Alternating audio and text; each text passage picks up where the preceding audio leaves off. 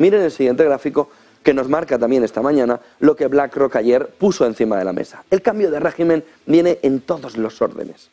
No viene solo apoyado sobre la fotografía de un cambio geopolítico, sino que la economía apoyada también en ese cambio geopolítico de movimiento global ha visto lo que nunca imaginó que podría pasar. 2022, no solo la guerra de Ucrania, sino el fin del 60-40. Y BlackRock lo que nos puso ayer encima de la mesa es que cuando la renta variable se desploma, como se desplomó en 2022, la renta fija aguantaba en ese 40% la caída para que no hubiera un problema mayúsculo en el patrimonio de los inversores, diciendo he perdido mucho en la renta fija, pero aquí tengo un poder que tira hacia arriba mi patrimonio y me aguanta una parte con ese 40% que tengo invertido en renta fija.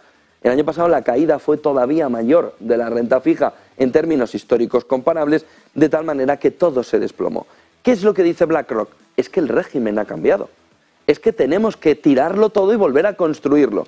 Y a partir de volver a construirlo, tenemos que entender que dentro de un año, no lo dice BlackRock, sí los analistas, lo que nos vamos a preguntar es si el objetivo de inflación es el correcto.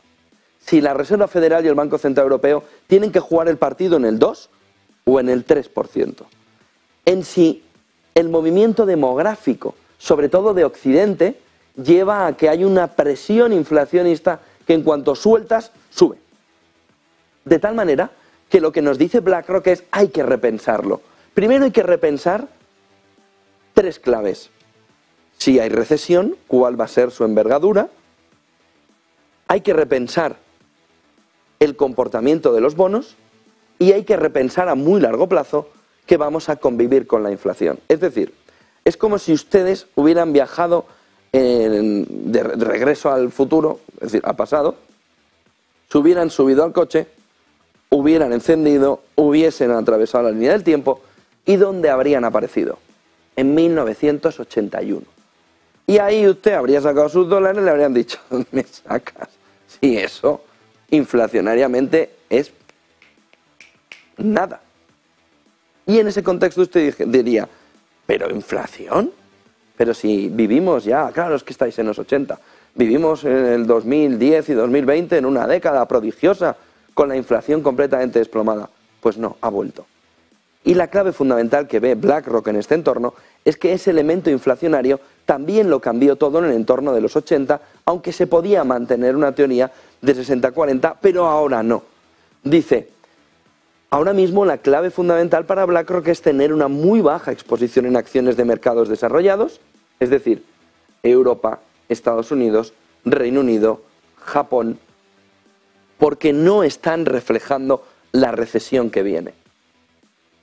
Esta es la clave fundamental. ¿Por qué está el inversor viviendo en un mundo de Matrix?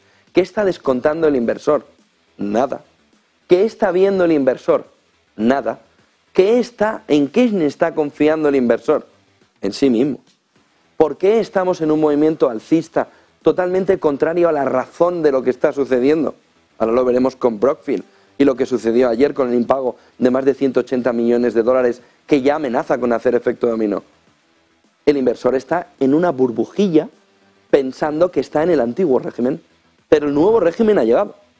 Y económicamente todo ha cambiado. Y lo que nos dice es, Occidente no está reflejando la recesión que viene, no estamos expuestos allí, sí a China, que es el nuevo gobernante económico, que es la nueva opción, que es la nueva garantía del crecimiento.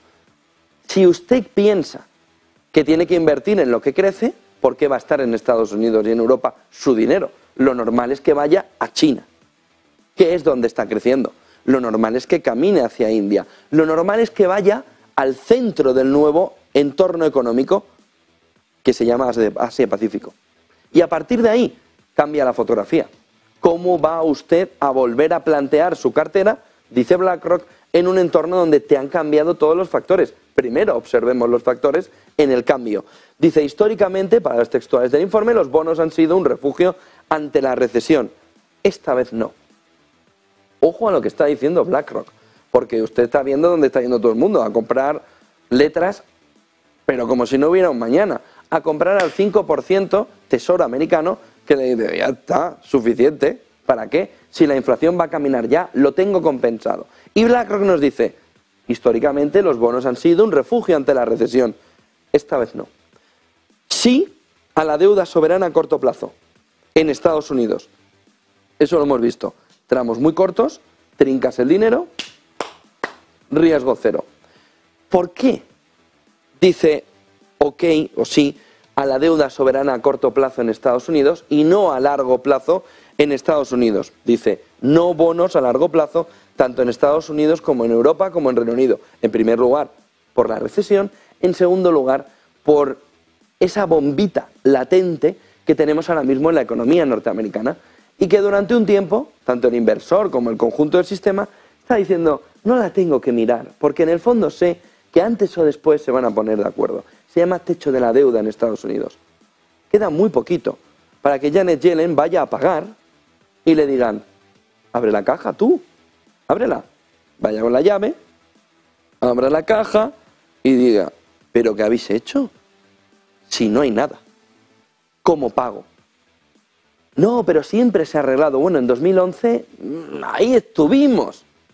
Hasta tal punto que lo que BlackRock nos está reflejando, no solo en la recesión que viene, es hasta qué punto estamos al borde del colapso.